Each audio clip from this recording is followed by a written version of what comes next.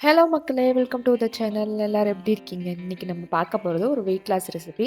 கொள்ளும் பச்சைப்பயிறு வச்சு ஒரு அடை தோசை செய்ய போறோம். வாங்க எப்படி செய்றதுன்னு பார்த்துரலாம். இதுக்கு 1 கப் கொள்ளு எடுத்தீங்கன்னா, 1/4 கப் பச்சைப்பயிறு எடுத்துக்கணும். இது 2யும் எடுத்துட்டு நல்லா வாஷ் பண்ணிக்கலாம். ஓவர் நைட் ஊற வச்சுருங்க. அப்பதான் கொள்ளு நல்லா ஊறி வரும். பச்சைப்பயிரும் நல்லா ஊறும். 2ம் இந்த மாதிரி ஊறுனதுக்கு அப்புறமா தண்ணி வடிச்சுட்டு, அது கூடவே சோம்பு, இஞ்சி, இதுக்கப்புறமா மிளகாய் காரத்துக்கு ஏத்த மாரி ஆட் பண்ணிக்கோங்க.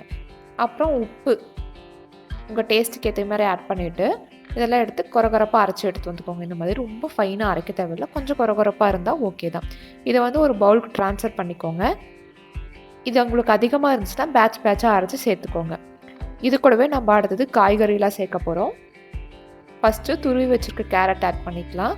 அதுக்கப்புறமா கட் பண்ணி வச்சுருக்க வெங்காயம் வந்து நல்லா ஃபைனாக கட் பண்ணிக்கோங்க. அப்போ தான் டேஸ்ட் நல்லா வரும். அதுக்கப்புறமா கட் பண்ணி வச்சுருக்க கேபேஜ் இது வந்து ஒரு கப் இல்லை 1/2 கப் அந்த மாதிரி ஆட் பண்ணிக்கோங்க. வெஜிடபிள்ஸ் ரொம்ப அதிகமாக ஆட் பண்ணிங்கன்னா டேஸ்ட் நல்லா வரும்.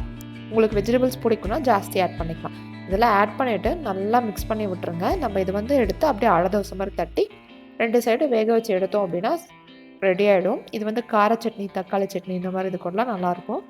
அடுத்து இது கூடவே கொஞ்சமாக பெருங்காயம், ஏன்னா நம்ம பருப்பு ஆட் பண்ணியிருக்கோம் இல்லையா, அதனால பெருங்காயம் கொஞ்சம் ஆட் பண்ணிவிட்டு இது நல்லா பைண்டாகி வரதுக்காக 2 ஸ்பூன் கடலை மாவு ஆட் பண்ணியிருக்கேன்.